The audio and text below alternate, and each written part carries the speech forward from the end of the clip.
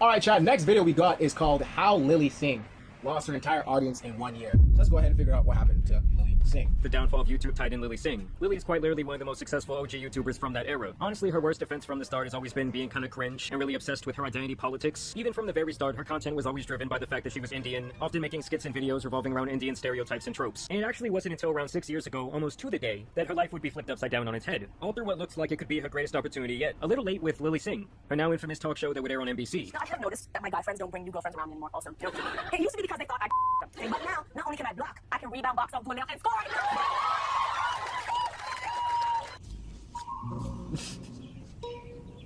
What the fuck is this piece of shit? But beyond that, the biggest issue with the show, and now the biggest issue with her crumbling career, is that absolutely everything is purposely made with exclusivity and her perceived idea of equality in mind, which basically equates to white people always being evil, always being the butt of the joke, while minorities are propped up as if we are some sort of Make-A-Wish kids. In Lily's mind, it's like we always need some sort of social savior. Bro, I'm getting secondhand embarrassment, bro. Oh! Like, we get it. You got beef, but like, all right, bro. We heard you, bro. I feel like you're making other minorities look bad. Like, if there's a specific issue or there's like a specific situation where you've been done wrong, like, okay, by all means, like, go ahead. Like, now we can discuss something. But damn, you just fired and justified, bro. And look, I get that this is her form of some sort of media reparations that she is trying to take into her own hands, but the whole bit became incredibly exhausting very fast. Like, there is nothing clever or new about her observations in regards to racial dynamics. And above all, it just seems like she just shits on white people over and over just for the sake of it, especially white men. And sadly, this all really derailed her career, her mental health, and her public perception. And what would actually make matters much worse is that in the aftermath of this fallout, Lilly would go on to do a TED Talk, but it was also here where we learn why Lilly is so hell-bent on being quote-unquote groundbreaking. It actually all started from the moment she was born. You see, because her mom had been told that if she gave birth to a daughter, it wasn't worth coming home about. After all, she had already given birth to my older sister, and this time everyone had high hopes that she would do right and have a son. But she didn't. She had me.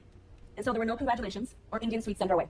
Just the reality that from the moment I came into this world, I was already a disappointment to so many people. So from the start, she was destined to have an issue with the way she viewed herself and also her self-worth. Obviously something that can create a massive issue with someone's self-image. I am attracted to influence and power because I always felt like that's how I had to change people's minds. So this then defined who she was as a person really for her entire life. And it's like the only way that she could get back at her family and prove them wrong is to have this massive chip on her shoulder. So it's like all of her work ethic and even eventual success was driven out of spite rather than anything positive. And it's like she just cannot let that go. As much as like some of y'all might think that like, oh, I'm hating or oh, I'm just watching someone's downfall and this, that, the third. No, like at the same time, like with these videos, I feel like there's always something that we can pick up from it and there's always something that we can learn, right?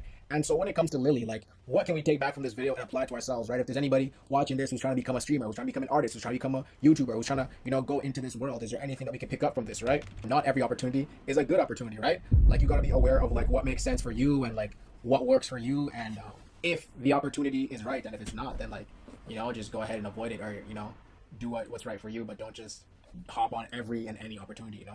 Follow for more.